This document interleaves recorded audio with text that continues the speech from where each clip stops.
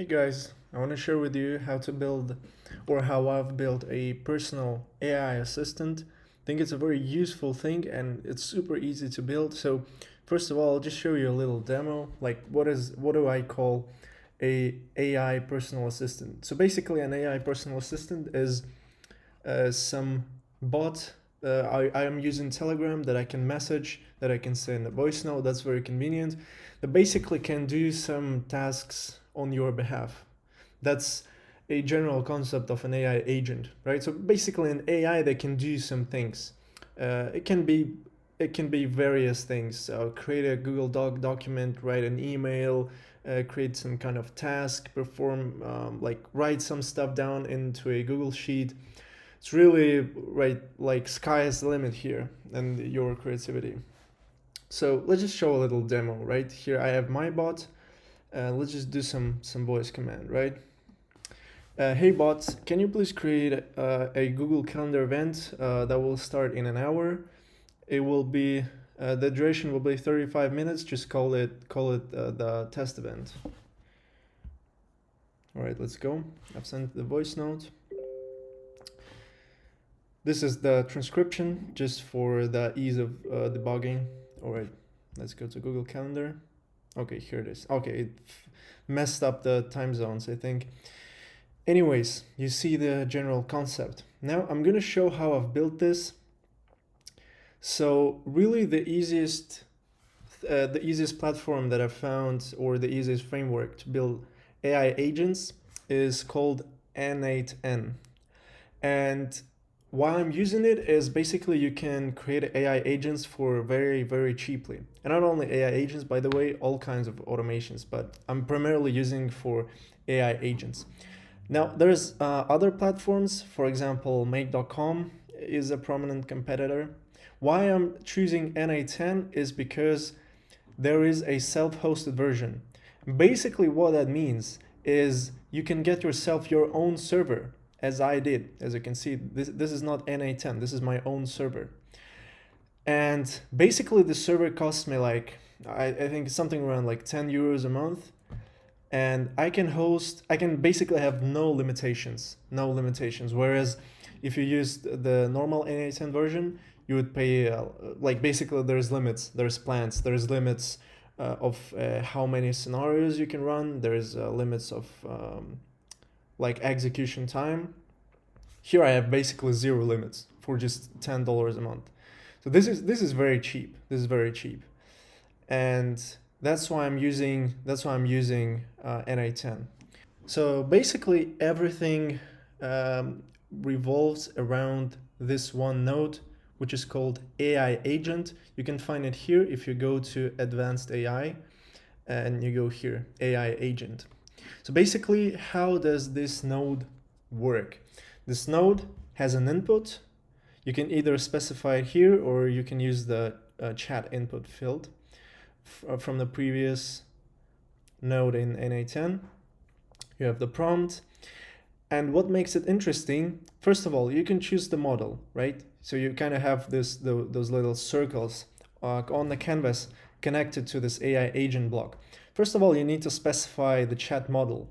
The chat model, right now, here I have GPT-4o. This is, by the way, also a good thing, is that you can use your own API keys from OpenAI, from Anthropic, from Perplexity. This basically always means that it's going to be cheaper. Whenever you use your own API keys, it will be cheaper because any other platform that doesn't require you to specify your own API keys, they have a markup on all those calls. So anyways, here I'm using GPT-4o, which is not the cheapest model, by the way. I actually need to upgrade the N8N version. I think it's gonna allow me to have a DeepSeek model. Right now I don't have it. DeepSeek is significantly cheaper than all of the OpenAI models. Anyways, next I have memory. This is also interesting. So this allows your agent to remember some of your last messages. Here I just have a very simple memory framework, which basically means it remembers the last 20 messages. So there's more sophisticated ways to organize the memory. but this is more than enough for the start. Then next, you have the tools, and the tools are really what is it's the core of your AI agent. Tools basically allow your AI agent to do some stuff, not just output text. So as I said, it can be creating a spreadsheet, writing something down into a document, running some code, going to the web and scraping some data, whatever. So let's just go through what tools do I have. Let's look through the add Google Calendar event. And on this example, I'll show you guys how to actually create those tools. So first of all, what type of tools do we have here? Where do we have the tools? Here, the tools, right? So in NA10, you have some predefined tools. For example, the calculator, Wikipedia, well, from Alpha. You can have custom code. It's basically whenever the agent decides that it needs to use this function, it can use it and it will run some code. For example, here I have an example of a code tool, which is get today's date. It's very simple. It just uses JavaScript to return today's date, because by default, if you want to deal with something like calendar, the AI models, they don't know what date it is. They don't know what year it is, let alone the time. So, and then other types of tools, you can use, where it is, here it is. You can use HTTP requests. So basically, whenever the model decides that it needs to, it can send some request to an OpenAI, for example, to fetch, let's say, weather, or to use some external tool, basically. You can use, vector stores are a whole different thing. And the one that I'm using the most is a custom NA10 workflow tool. So how this works is you have, for example, here I have add Google Calendar event. Basically here you have the description of the tool. So the model understands. When the model gets the input, it analyzes the input and it will analyze what is the user asking me to do. And then it will read through the description of all the possible tools, and it will see, and it will analyze, okay, which tool should I use here to fulfill this query that the user has submitted. It will say, okay, call this tool to create an event in Google Calendar. Okay, that's the tool I need to use. And it will use this tool with the inputs that the model itself will specify. And then those inputs will be fed, will be the input of another workflow in NA10. And which specific workflow will be triggered, you can specify this here with the workflow ID. Let me show you what this workflow looks like. I'll open another tab and I'll show you the workflow calendar. Here it is. Here it is. So basically very, very simple workflow. It just sends a HTTP request to the Google API. But as you can see, and to get the ID, you click here. This part in this URL after the backslash, this will be the workflow ID that we need to paste here. And also very important, you need to specify the response field in your last node so that the model can understand that that the tool was actually invoked successfully. And that's basically it. So you can create unlimited workflows in NA10 and you can connect them via those interfaces. And the last very important thing that you need to understand is the schemas. So you need to explain, you basically need to explain to the model how to interact with this tool, right? So for example, this get today's date tool is very easy. You don't need to, you just need to invoke it and you get returned a string. But this tool is more complicated because you need to pass it a specific JSON object. basically where you need to specify the details of the calendar event. So how does this work?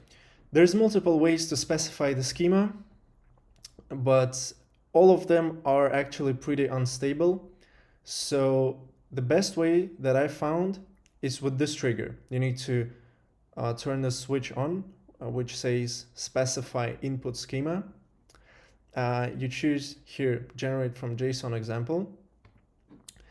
And basically you just give an example of an input, an example input, and whenever the model will be using this tool, it will just extrapolate and it will use this one as the example. In my experience, this is the option that works best.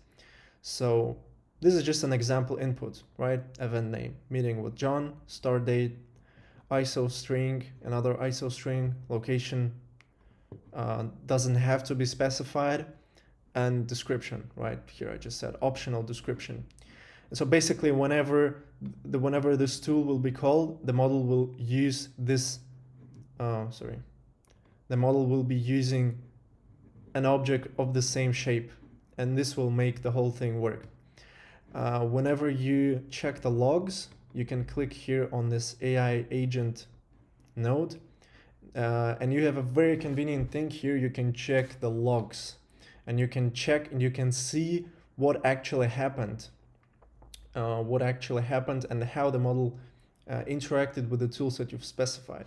Here you can see that before I got back the answer on Telegram, I first of all, right, the OpenAI chat model got my prompt.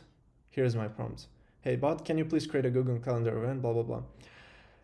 Then what it did, it went to the get today's date, all right, and it got the response, Sunday, March 30, 2025. Then this response was fed back into the model, and the model analyzed it like this. And then using this data, the model again went and used another tool, right? The add calendar event tool with this input, event name, test event, start date, this, end date, this, description, this is a test event. And it got the response of success, which indicates that the calendar event has been created. And then it finally, the model formulated its final response, which was sent back to me on Telegram. So yeah, this is pretty much it. And using this concept, you can build very easily, very complicated, very sophisticated AI agents that can do a lot of stuff for you. They can nearly automate your business. They can help you organize your personal life. They can reduce your need for staff in your company, for example, especially if you have some kind of repetitive processes that are semi-manual, that don't require too much cognitive abilities. So those are great to replace some low-level employees. And yeah, if you want, just comment down the video and I can share the file so that you can use the same template. But yeah, as I said, the concept is very simple. I think NA10 is a great tool where you can very easily build those agents. For me, it took like about, I think, 3 or 4 hours to build this thing. And then I can use it. It saved me a lot more time. So I'm very happy about that. And yeah, the one final thing to actually make this a voice bot, I used the OpenAI whisper model. So basically, before passing the voice note to the AI agent, I fed it to the whisper model, which just transcribed it. It's very fast. As you could see here, it transcribed the sentence in like seconds. So yeah, before that, we just need to get the audio file from Telegram and transcribe it. So, and this works great because you can speak a lot faster than you can type, and this really saves you a lot of time during the day. And of course, it doesn't have to be on Telegram. You can absolutely connect this with WhatsApp or Facebook Messenger, whatever you're using. So this thing is very flexible here, right? Yeah, that's it. I'll show you another AI agent tomorrow.